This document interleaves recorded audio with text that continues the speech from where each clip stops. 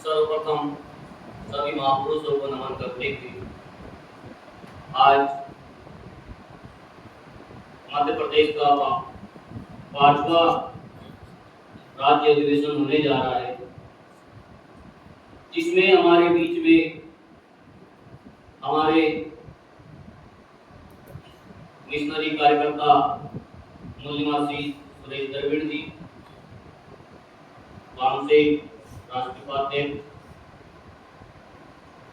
मूल्यवासी सूरज पाल जी राष्ट्रीय कार्य सचिव, मूल्यवासी प्रत्यय कल्याण महासंघ, हमारे उद्घाटक महोदय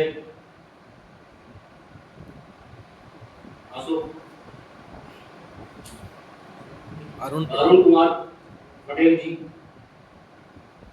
और स्टेट के प्रभारी चंदा कबीर जी,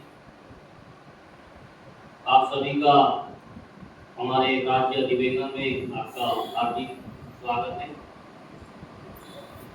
राज्य अधिवेशन की तैयारी के लिए जो बहुत लगन से हमारे राज्य कार्यकारिणी के सदस्य लगे, बहुत मेहनत किए हैं। आपको संख्या जरूर कम दिखाई दे रही है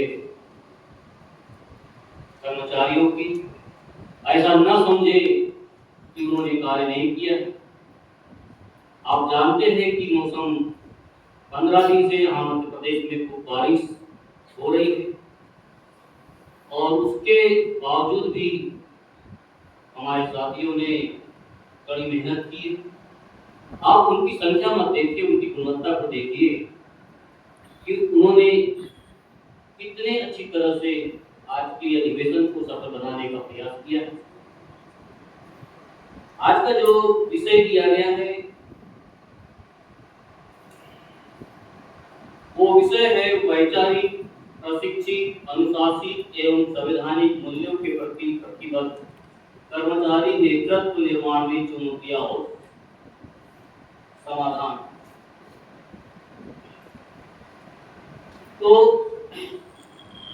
जब हम ये कार्यक्रम करते हैं तो हमारे सामने सबसे बड़ा संकट होता है नेतृत्व संकट। चाहे हम वैचारिक हो, प्रशिक्षित हो या अनुशासित हो या संवैधानिक मूल्यों की बात करते हैं, तो इसको नेतृत्व कैसा होगा उसका संकट होता है। तो उस संकट को भी हम देखेंगे। तो हमारे समाज के पास में संख्या है,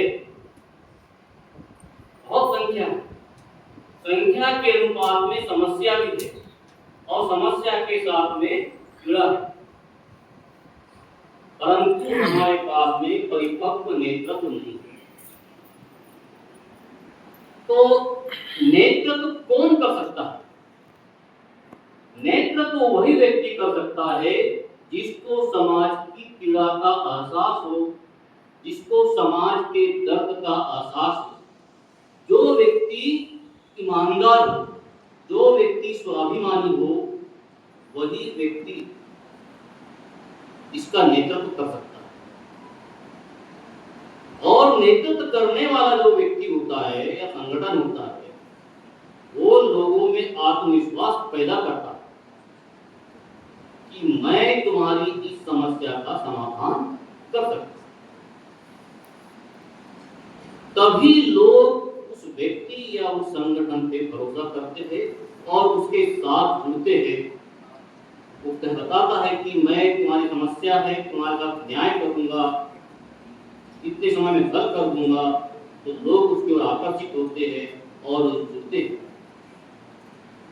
हमारे सामने प्रश्न खड़ा होता है कि हमारे जो कर्मचारी है वो केवल वेतनभोगी, इस वेतनभोगी कर्मचारियों को एक मिशनरी, स्वाभिमानी, नेतृत्वकर्ता कर्मचारी बनाना, ये बड़ी समस्या है।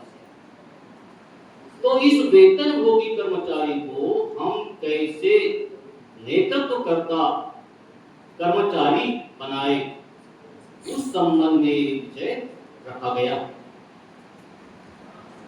अगर मूल निवासी समाज को नेतृत्वकर्ता बनाना है या समाज का निर्माता बनाना है, तो ये जरूरी है कि उसमें पेबेक्टू सोसाइटी का सिद्धांत मालूम होना चाहिए। मूल निवासी मान्यवर कांसीराम साहब ने पेबेक्टू सोसाइटी का सिद्धांत जब आया तो उन्होंने कहा है कर्मचारियों को, उनका फार्मूला, आपने अपनी वेतन का 2% सैलरी आपको समाज को देना होगा। आपके सामाजिक जीवन का जो 2% समय आपको समाज को देना पड़ेगा। आपकी जो बुद्धि है उस बुद्धि का 2% समाज को देना पड़ेगा, तभी आप समाज का नेतृत्व कर सकते हैं और समाज को एक समाज की आप कल्पना कर सकते हो। ये मानव कांसीराम साहब का कहना है। हमारे महापुरुषों ने हमको ऐसे कुछ विचार दिए हैं, वो विचार हमको आंदोलित करते हैं, क्रांतिकारी बनाते हैं, पर हम उन विचारों पर कभी गहन चिंतन नहीं करते हैं। हम केवल नारे तक सीमित हो जाते हैं कि हमारे फलाने महापुरुष ने ये नारा दिया है, नारा लगा है और काम। उन नारों के बीच जो शब्द रखे हुए हैं, उन शब्दों के भावार्थ को, महापुरुषों की भावनाओं को हमको समझना पड़ेगा। हमारे महापुरुष राष्ट्रपिता ज्योतिबा फुले कहते हैं, विद्या बिना मति गई, मति बिना नीति गई, नीति बिना गति गई, गति बिना वित्त गया, वित्त बना शूद्र पतित। शूद्र से मतलब है जो उन्होंने बताया है, जो यहाँ का SC, ST और OBC और इनसे पसंद थे, वो कैसे पतित हुआ। फुले साहब के जो विचार आज के संदर्भ में देखा जाए तो सीधा अर्थ है, मैं कर्मचारी हूँ। अब कर्मचारी हमारा संगठन है, मैडम ने बताया कि बामसे हमारा मदर ऑर्गेनाइजेशन है। बामसे कर्मचारियों का संगठन है, पर कर्मचारियों के लिए काम नहीं करता। किसके लिए करता? तो समाज के लिए करता। परंतु उस समाज के अंदर कर्मचारी है, उनकी अगर समस्या है, पीड़ा है, तो उसके लिए कौन करेगा? तो बामसे ने उसके लिए एक दिन बनाया है कि हमारे मूल्य समाज के जो कर्मचारी है, उनकी कोई समस्या है, संविधान में सब है पर सरकारें लागू नहीं कर रही है, तो उसके लिए हमारे मदर ऑर्गेनाइजेशन बामसे ने कर्मचारियों की समस्याओं को सुलझाने के लिए, समस्याओं को समझकर सुलझाने के लिए एक दिन बनाई है, मूल निवासी कर्मचारी कल्याण महासंघ। उसी संदर्भ में बात करना चाहूंगा मैं। तो जो फुले साहब का जो कोटेशन है, विचार है, हम आज के संदर्भ में देखते हैं, यदि कर्मचारी निरंतर नेतृत्व और परीक्षण से दूर रहा, अगर कर्मचारी निरंतर अध्ययन और प्रशिक्षण से दूर रहा, तो वह अपने अधिकारों, कर्तव्यों और सामाजिक भूमिका को प्रभावी ढंग से समाज में प्रस्तुत नहीं कर सकता। इसलिए प्रशिक्षण की आवश्यकता है, अध्ययन की आवश्यकता है। अगर आप इससे दूर हो जाओगे तो आप प्रभावी ढंग से अपना नेतृत्व नहीं कर सकते। तो इससे क्या होगा? अगर आप ऐसा नहीं करते तो फुले साहब कहते हैं आप पतित हो जाओ। आप कर्मचारी हैं, कर्मचारी के अधिकार जो दिए हैं, आप उसको बार बार प्रशिक्षित नहीं करोगे, बताओगे नहीं, समझाओगे नहीं, ज्ञान नहीं उसका होगा, तो आपका शोषण हो रहा है। क्या है? निजीकरण क्या हो रहा है? शोषण। NPS लगते हैं, शोषण है, क्योंकि आप उसके बारे में अनभिज्ञ है, प्रशिक्षित नहीं है। सरकार लागू कर लिया, आपने मान लिया, आपने कभी उसके ऊपर चर्चा ही नहीं की। मूल निवासी कर्मचारी कल्याण महासंघ कई संगोष्ठियां लगा चुका है, कई कार्यक्रम कर रहे, जैसे भी कर रहे हैं। हमारा कर्मचारी आता ही नहीं है, वो समझता है कि मुझे सब कुछ आता है, मैंने बहुत पढ़ लिख लिया, बहुत डिग्री ले लिया, इतना ईगो है, इतना घमंड है उसको। और जब समस्या आई तो चिल्ला रहा है, कहीं रिटायर होने में 2000 मिल रहा है, 5000। समस्या कहाँ से आई? समस्या हमने निर्माण की। सावित्रीबाई फुले कहती है शिक्षा को सामाजिक मुक्ति का मार्ग बनाना पड़ेगा और हमको ऐसा संकल्प लेना होगा कि हम कर्मचारियों को निरंतर अध्ययन करें, स्वयं प्रशिक्षित हो और दूसरे अपने साथियों को भी प्रशिक्षित करें। ये हमारे महापुरुषों ने कहा। मैं आज संदर्भ में कह रहा हूं, उन्होंने उस समय जो परिस्थिति रही होगी जो कहा होगा। मूल निवासी ब्रह्मचारी कल्याण महासंघ का सदस्य होने के नाते में राष्ट्रमाता ज्योतिबा पिता सावित्रीबाई फुले ने जो संदर्भ है आज के समय में उस बारे में कि कर्मचारियों को अध्ययन करना चाहिए, स्वयं प्रशिक्षित होना चाहिए और अपने साथियों को भी प्रशिक्षित करना चाहिए। ये हमारे महापुरुषों के सांस्कृतिक विचार। बाबा साहब विचार देते, शिक्षित बनो, आंदोलित बनो, संगठित बनो, गुलाम को गुलामी का एहसास करा दो तो वह विद्रोह कर देगा। ये क्रम पहला है शिक्षित बनो। शिक्षित बनो से तात्पर्य है तार्किक बनो, विचारवान बनो, वैज्ञानिक दृष्टिकोण के बनो। ऐसा नहीं कि हमने एमए, एमएससी और पीएचडी और डॉक्टरेट की डिग्री ले ली तो शिक्षित हो। अभी हमारे बहुत सारे साइंस के शिक्षक मिलेंगे, साइंस तो पढ़ाते हैं पर घर में कोई पाखंड करते हैं। साइंस है पर उनका दृष्टिकोण वैज्ञानिक नहीं होता। दूसरा है आंदोलित बनो। आंदोलित बनने से तात्पर्य है लोकतांत्रिक और संवैधानिक तरीकों से अपने अधिकारों के लिए संघर्ष करना। लोकतांत्रिक और संवैधानिक तरीके से सामाजिक न्याय की लड़ाई लड़ना, ये आंदोलित करने का। परंतु हमारे लोग आंदोलन को यही समझते हैं भूख हड़ताल कर दो, धरना दे दो, ज्ञापन दे दो, यही आंदोलन है। हिंसात्मक घटनाएं घटती है वो हमारे महापुरुषों ने नहीं। तीसरा कहा है संगठित बनो। संगठित बनने से तात्पर्य है सामूहिक शक्ति का निर्माण करो। अगर हम सामूहिक शक्ति का निर्माण अगर नहीं कर पाएंगे तो हम अपने आंदोलन को या अपनी जो समस्या है उस समस्या को हल नहीं कर पाएंगे।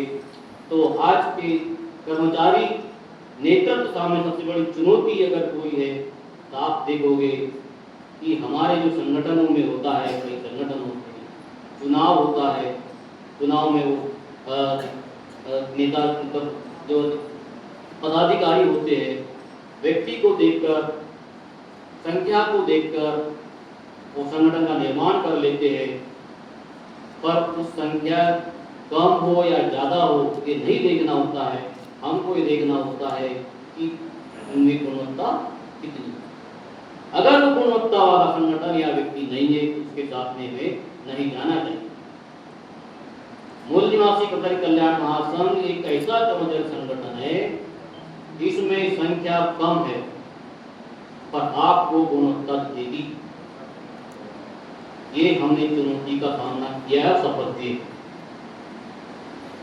बाकी जो संगठन है कभी देश में होने वाली समस्याएं है या सरकार जो मूल निवासी बहुजन समाज के खिलाफ षड्यंत्र करते हुए जो नई नई योजनाएं लाती है वो कोई संगठन भीड़ पैदा कर लेते हैं पर कभी उन पर चर्चा नहीं करते।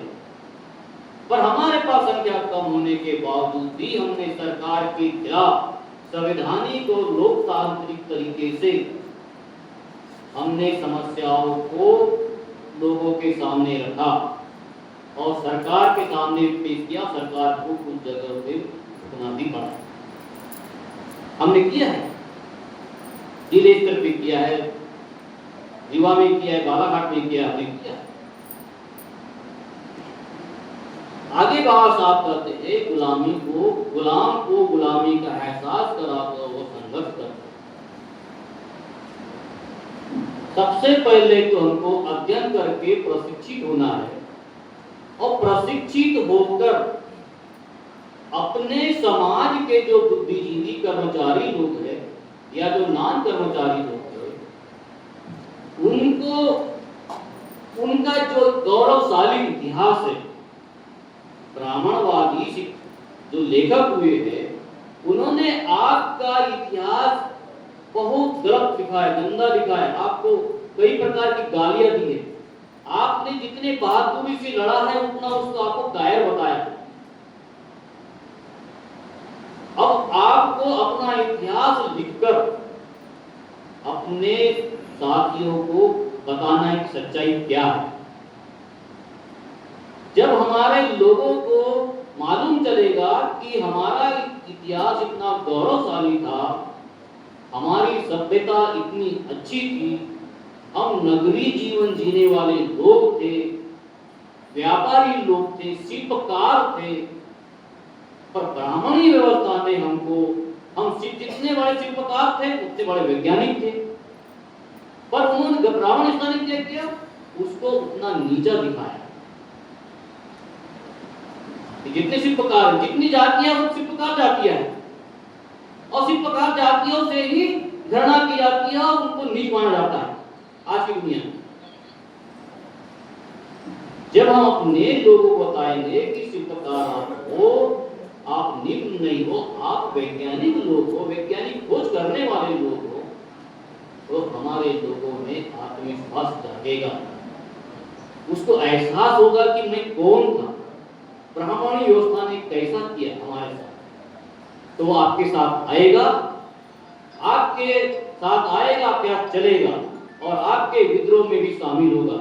बशर्ते ये है कि आपको उसका इतिहास बताना होगा। अगर आप उसको उसका इतिहास नहीं बताओगे तो ये नहीं हो सकता है। आपके आंदोलन का विचार कौन सा हो सकता है? हमारे आंदोलन का विचार बताइए उनको। समानता का विचार है, स्वाभिमान का विचार है, न्याय का विचार है, अस्तित्व का विचार है, लोकतांत्रिक जीवन जीने का विचार है। अगर ये उसको बताओगे तो हमारा जो समाज है विद्रोह के लिए तैयार है। बस हमको सही जानकारी देना। इसी प्रकार हमारे एक और महापुरुष हुए हैं बिरसा मुंडा। बिरसा मुंडा जी कहते हैं हमारा राज हम ही चलाएंगे, हमारी जमीन पर हमारी हुकूमत होगी। ये आंदोलन का विचार। हमारा राज हम ही चलाएंगे, हमारी जमीन पर हमारी हुकूमत होगी। ये जो विचार है, इस विचार से हमको संघर्ष और स्वाभिमान की प्रेरणा मिलती है। कैसे संघर्ष करना है और स्वाभिमान के लिए कैसे तैयार होना है। अपने समाज के अधिकार, सम्मान और अस्तित्व के लिए संघर्ष उन्होंने जो किया है, हमारी जमीन और दुश्मन का राज, दुश्मन की हुकूमत। और आप जानते हो जब दुश्मन की हुकूमत होती है, शासन होता है, तो शासन उसका सफल तभी होता है जब कुल निवासियों पर के सामने समस्या खड़ी करता है। जमीन हमारी है तो हुकूमत हमारी होनी चाहिए, पर उल्टा हो रहा है। जमीन हमारी है, हुकूमत उनकी है, और हुकूमत करने वाले बहुसंख्यकों पर अगर शासन करना है, हुकूमत करना है, तो उन लोगों पर उनके सामने समस्याएं खड़ी करो। दुश्मन वही करता है। हमारे सामने एक से समस्या लग रही, तो क्यों ना हम अपनी सरकार बनाएं, हमारा राज है, हमारी हुकूमत हो, और हमारी हुकूमत जब होगी तो हम निर्णय करेंगे कि दुश्मन को कैसे रहना है। अभी क्या होता है, तुम्हें क्या खाना है, तुम्हें क्या पीना है, तुम्हें कितना वेतन देना है, तुम्हें क्या बोलना है, क्या नहीं बोलना है, वो दुश्मन डिसाइड करता है। 15% आप डिसाइड नहीं करते, आप तो मानते हो। जिस दिन आप हुकूमत में आ जाओगे, आप डिसाइड करोगे कि आपका दुश्मन क्या पहनेगा, दुश्मन क्या खाएगा, उसको कितना देना है। सही। ये आंदोलन का विचार। बिरसा मुंडा ने कुछ ऐसे महापुरुष नहीं थे, वो बहुत दूरदृष्टि रखने वाले, इसलिए उसको 25 साल में शहीद होना।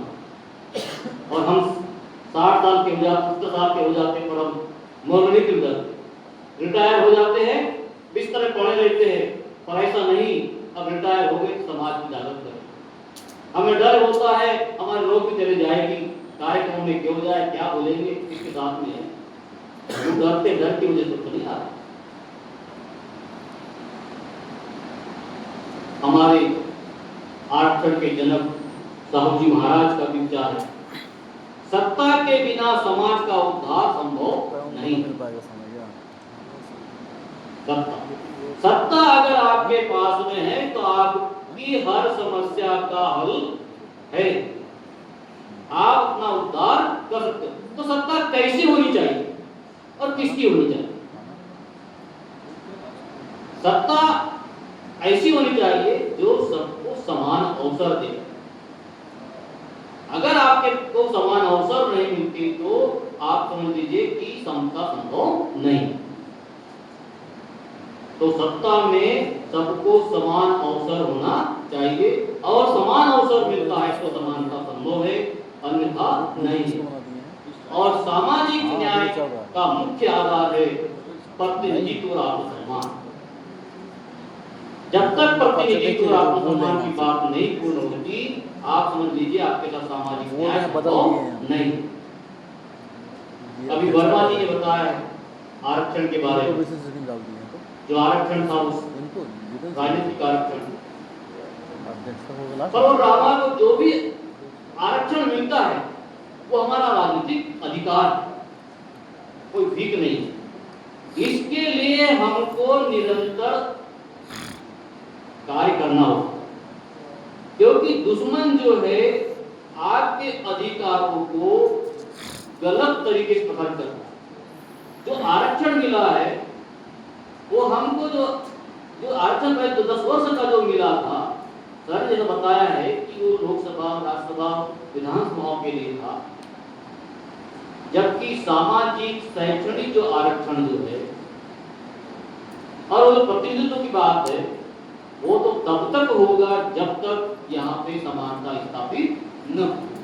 तो दुश्मन जो है हमेशा आज के जो संवैधानिक अधिकार होते हैं या महापुरुषों के विचार होते हैं, वो उनको गलत तरीके से प्रस्तावित करते हैं। इसी प्रकार आप देखोगे रामास्वामी पेरियर जी ने ये कहा था, स्वाभिमान से बड़ा कोई आभूषण नहीं। ये आंदोलन की परिभाषा है, जिसमें स्वाभिमान की बात होगी कोई आंदोलन करेगा, गुलाम व्यक्ति कभी आंदोलन नहीं कर सकता। इसलिए हमको आंदोलित होते रहना चाहिए, तभी हम अपने अधिकारों के लिए काम कर पाएंगे, अन्यथा नहीं कर पाएंगे। बाबा साहब अम्बेडकर कहते हैं कि संगठन से बड़ा कोई नहीं होता। अभी कुछ संगठन जो ऐसे होते हैं जो व्यक्ति आधारित होते हैं, जो व्यक्ति कहता है वही उसकी बात को मान लेते हैं। संगठन में क्या होता है? संगठन जो होता है वो एक सामूहिक निर्णय होता है, उसमें सबकी सहमति होती है, और सबकी सहमति होने के बाद ही उस निर्णय का पालन सबको करना होता है। जहां व्यक्तिवादी संगठन होते हैं, उन संगठनों में आप लोगों की कोई बात नहीं होती, वो जो सोचता है वो आपको लागू करने का प्रयास करता है। तो अनुशासित होने के लिए जरूरी है कि हमारा संगठन क्या व्यक्तिवादी नहीं होना चाहिए, है ना, वो सामूहिक निर्णय वाला होना चाहिए। आजकल आप देखोगे कि जो हमारे जो कर्मचारी हैं पढ़ लिख के अधिकारी बन जाएंगे, बनने के बाद वो ब्राह्मणवादी धार्मिक क्रियाओं में लग जाते हैं, तीर्थ यात्रा करेंगे, पूजा पाठ करेंगे, उपवास करेंगे, परंतु हमको वो न करते हुए हमको खुले आम्बेडकरी विचारधारा को समझना होगा है, और खुले आम्बेडकरी विचारधारा के नेतृत्व से ही हमारे कर्मचारियों का और समाज का कल्याण हो सकता है। हमारे साथ देखते हैं कि हमारे जो कर्मचारी होते हैं शरीर से ऑफिस में होते हैं, शरीर से ऑफिस में होते हैं और दिमाग में देखो तो ब्राह्मण वाला। अगर ऐसा कर्मचारी होगा तो हमारे समाज का कल्याण नहीं कर सकता, उसके सोसाइटी नहीं कर सकता। और अगर ऐसे लोगों के संगठनों से अगर आप जुड़ जाते हो तो उससे क्या होता है, आप देखोगे तो हमारा समाज जो होता है अपने इतिहास से अनभिज्ञ रहता है, काल्पनिक कथा कहानियों में लिप्त रहेगा, झूठी कहानियों में गौरवशाली अतीत में ही गुजरा रहेगा।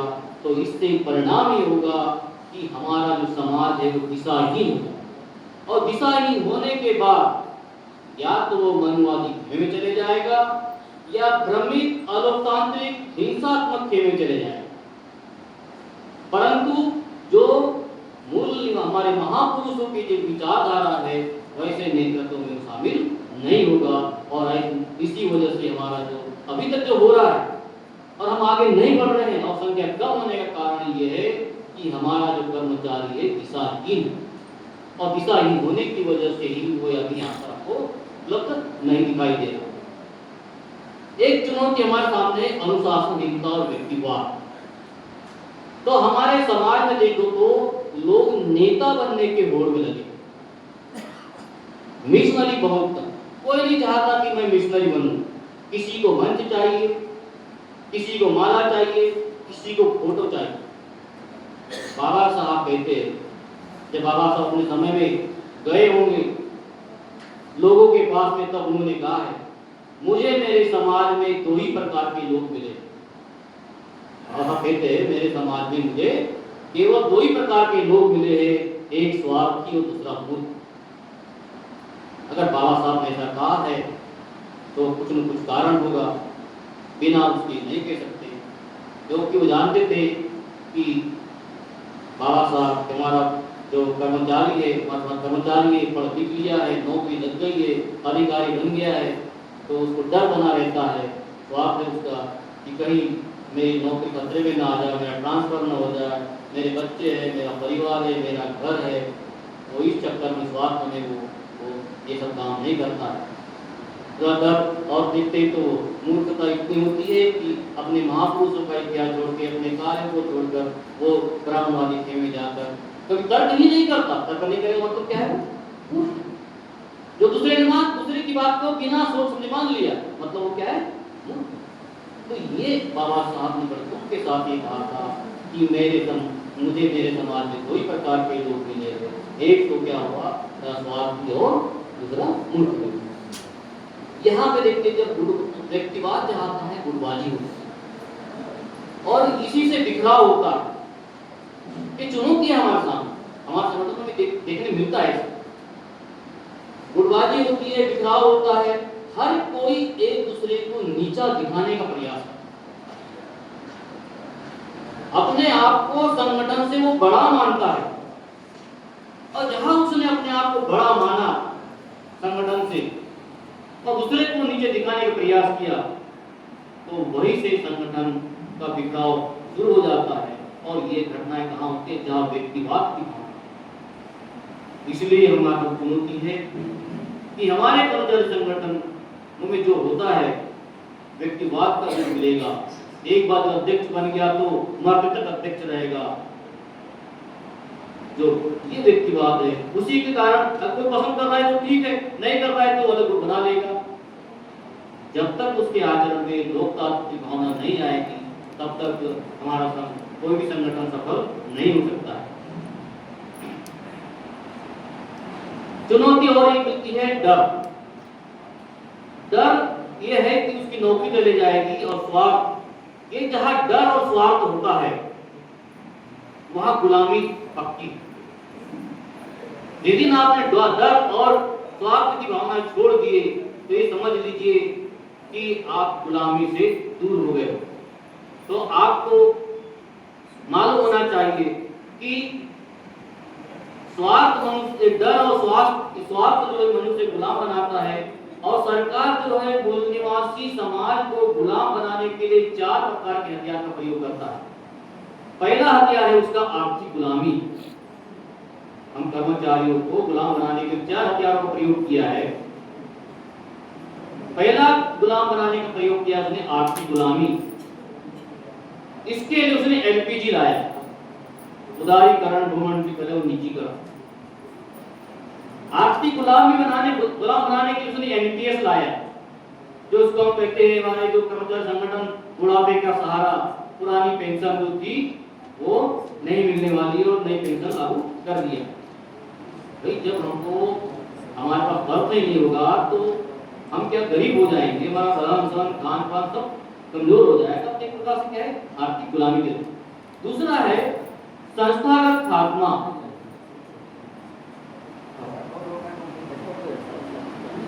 संस्थागत नेतृत्व,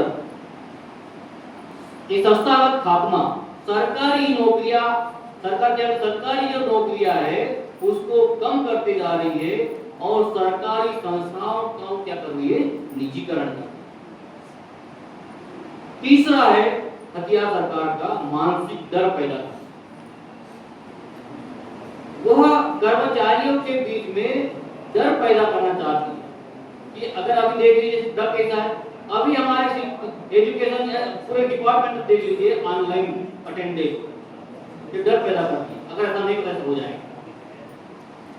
और बहुत सारे काम सरकार ने कर्मचारी दे दिए। फिर संवैधानिक हमला, तो वो सरकारें जो होती है वो संविधान पर हमला करती है। वो डायरेक्ट हमला नहीं करती है, कुछ न कुछ उसमें संशोधन करेगी, गलत तरीके से उसको प्रस्तावित करेगी, गलत प्रचार करेगी। तो इस प्रकार देखते हैं तो वो धीरे धीरे हम मूल निवासी कर्मचारियों के सामने समस्याएं खड़ी करती रहती है, और जिस वजह से हमारा जो आंदोलन होता है वो धीमे गति में आ जाता है और हम आंदोलित नहीं हो पाते हैं। तो सबसे अच्छा समाधान ये है कि हमारे महापुरुषों ने कहा कि जब तक हम पेमेंट सोसाइटी नहीं करेंगे तब तक दूसरा उपाय नहीं है। और सबसे अच्छा उपाय और है PS4 अभियान, भारतीय संविधान सम्मान और संवर्धन। गांव-गांव में जाना है, PS4 की संविधान की पाठशाला लगाना है, कैडर कैंप लगाना है, लोगों को जागरूक करना है। यही हमारा समाधान है, इसके अलावा कोई दूसरा समाधान नहीं है। इतनी बात कहकर मैं अपनी बात को विराम देता हूँ। जय भीम, जय निवासी, जय भारत, जय हिंद।